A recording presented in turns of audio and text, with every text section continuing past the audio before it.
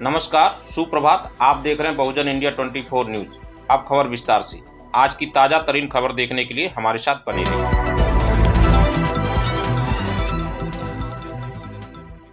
जनपद मेरठ की खास रिपोर्ट राजीव नानू के साथ मेरठ की बड़ी खबर। आज मेरठ के चौधरी चरण सिंह पार्क में प्रोग्राम का शुभारंभ किया गया। भारतीय संविधान के रचयिता डॉक्टर भीमराव अंबेडकर साहब की प्रतिमा पर माला अर्पण कर व चौधरी चरण सिंह की प्रतिमा पर माल्यार्पण कर मजदूर दिवस को बड़े ही धूमधाम से बनाया गया। सामाजिक सुरक्षा फेडरेशन ऑफ के बैनर तले और संगठन के सभी पदाधिकारियों ने अपने अपने विचार रखे और बाबा साहेब के संघर्षशील जीवन पर भी प्रकाश डालने का काम किया और सरकार से सभी सरकारी योजनाओं के बारे में जानकारी दी। इस मौके पर हजारों की संख्या में मजदूर लोग उपस्थित रहे और सभी ने सभी के विचारों को ध्यानपूर्वक सुना और सभी ने संकल्प लिया इस मजदूर दिवस को आगे चलकर बड़े ही धूमधाम से मनाएंगे और देश के कोने कोने तक इस मजदूर दिवस के बारे की जानकारी हम सभी पहुंचाने का काम करें।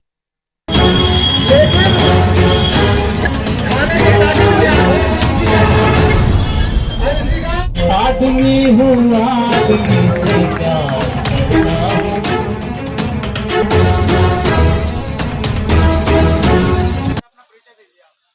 मेरा नाम ज्ञानेंद्र कुमार गौतम है। मैं राष्ट्रीय अध्यक्ष सामाजिक सुरक्षा फेडरेशन ऑफ इंडिया। आज किस तरह का प्रोग्राम आपने यहाँ रखा है मजदूरों के लिए?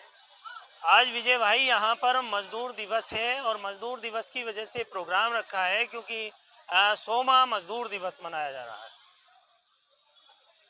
तो मजदूरों के क्या क्या अधिकार हैं वो मजदूरों को आप बताते भी हैं या अभी ऐसे ही चल रहा है? देखिए, हम 2008 से लगातार मजदूर दिवस मनाते आ रहे हैं मेरठ के अंदर और जगह जगह देश में हमारे जो कार्यकर्ता सब जगह मना रहे हैं। इसका उद्देश्य होता है कि मजदूरों को मजदूर दिवस का महत्व बताना और मजदूरों को सरकार द्वारा चलाई जा रही योजनाओं की जानकारी देना और कैसे लिया जाएगा उनको समझाना और जो भी मजदूरों की समस्याएं हैं उन सब समस्याओं का एक मांग पत्र डीएम साहब के द्वारा सरकार के नाम भेजना। इस तरह से किसी मजदूर की अगर कोई मृत्यु हो जाती है कंपनी में, फैक्ट्रियों में या सड़क हादसे में, तो उनके लिए क्या आपकी कोई स्कीम है? देखिए, उनके लिए ये स्कीम है। हमारे जो अपने पदाधिकारी हैं हमने उनके लिए भी स्कीम चालू की है। जो हमारे संगठन का रजिस्टर्ड पदाधिकारी है हम उसको अपनी तरफ से उसका दुर्घटना इंश्योरेंस कराते हैं। बाकी जो हमारे मजदूर भाई हैं उनके लिए हमने सरकार से 2008 में मांग की थी कि मजदूरों का 10 लाख का निःशुल्क दुर्घटना बीमा लागू होना चाहिए। जो सरकार 5 लाख रुपए देती है, अगर हमारे किसी मजदूर भाई की साइड पर काम करते समय ऑन स्पॉट डेथ हो जाती है और उसका पंजीकरण कार्ड बना हुआ है तो सरकार उसे 5,25,000 रुपये देती है और 2 लाख रुपये, 2.25 लाख रुपये देती है सामान्य मृत्यु पर। इसी तरह से अगर दुर्घटना में विकलांग हो जाते हैं तो उनको 3 लाख रुपये और 1,000 आजीवन पेंशन मिलती है। ये सारी चीज़ें हमारे मजदूर भाइयों को पता नहीं होती तो वो लाभ से वंचित हो जाते हैं। हमारे संगठन का काम है कि हमारे पदाधिकारियों का काम है वो गांव-गांव में जाकर मीटिंग करते हैं, मजदूर भाइयों को उनके अधिकार बताते हैं।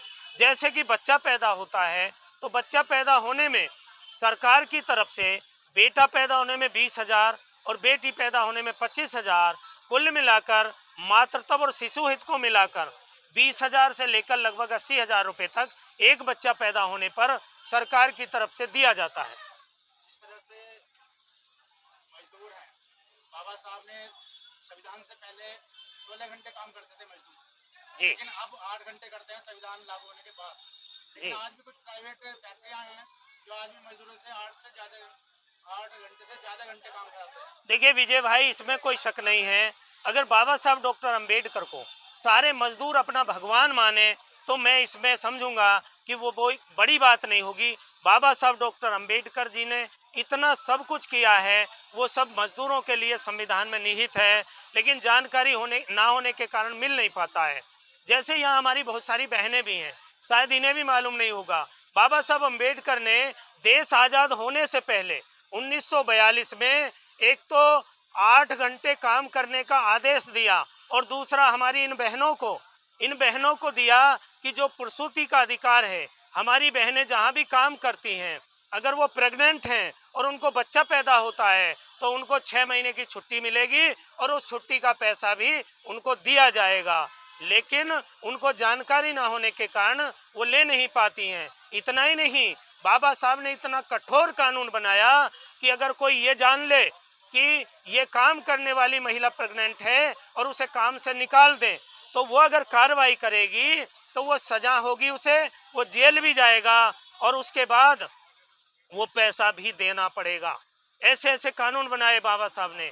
लेकिन उसके साथ साथ ये भी कानून बनाया बाबा साहब ने कि महिला हो या पुरुष हो, सबका वेतन एक समान होगा। ये ऐसे ऐसे कानून बाबा साहब ने देश आज़ाद होने से पहले हमको लागू कर दिए थे, लेकिन पता ना होने के कारण ले नहीं पाते हैं।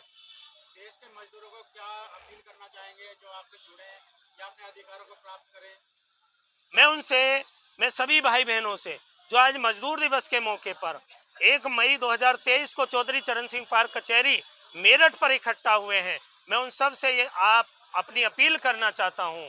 और जो साथी आपके चैनल के माध्यम से मेरी बात सुन रहे हैं, मैं उनसे भी अपील करना चाहता हूं कि इस देश के, दुनिया के सारे मजदूरों एक हो जाओ, वरना ये सरकारें आपको फिर से गुलाम बना देंगी। ये संविधान में जो अधिकार हैं उनको धीरे धीरे खत्म करते जा रहे हैं। आपको जागरूक होने की जरूरत है, आपको अपने अधिकार जानने की जरूरत है और एक होकर उन्हें प्राप्त करने की जरूरत है।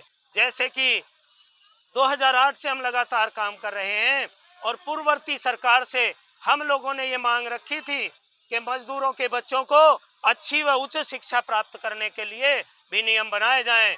तो उसको ध्यान रखते हुए पूर्ववर्ती सरकार ने आपके बच्चों के लिए एक विद्यालय पास किया था, नवोदय जैसा, लेकिन वो सरकार चली गई। तो वर्तमान सरकार ने हमारे उस विद्यालय को असली जामा पहनाने का काम किया है और हर मंडल में एक एक विद्यालय बने हैं, जो मेरठ मंडल का बुलंदशहर में बन गया है। मैं कहना चाहता हूं कि आप लोग जिनके मजदूर कार्ड यानी भवन निर्माण श्रमिक कार्ड जो बने हुए हैं, पंजीकरण, जिनके पास 3 साल पुराना पंजीकरण कार्ड है और उनके बच्चे ने कक्षा 5 पास किया है, तो उनके लिए एडमिशन ओपन है। वो तुरंत अपने बच्चों का एडमिशन कराने के लिए फार्म ले लें और उन्हें भर के जमा करें। आप श्रम विभाग में बेगम पुल पर हमारा कार्यालय है, वहाँ जाइए, ले लीजिए।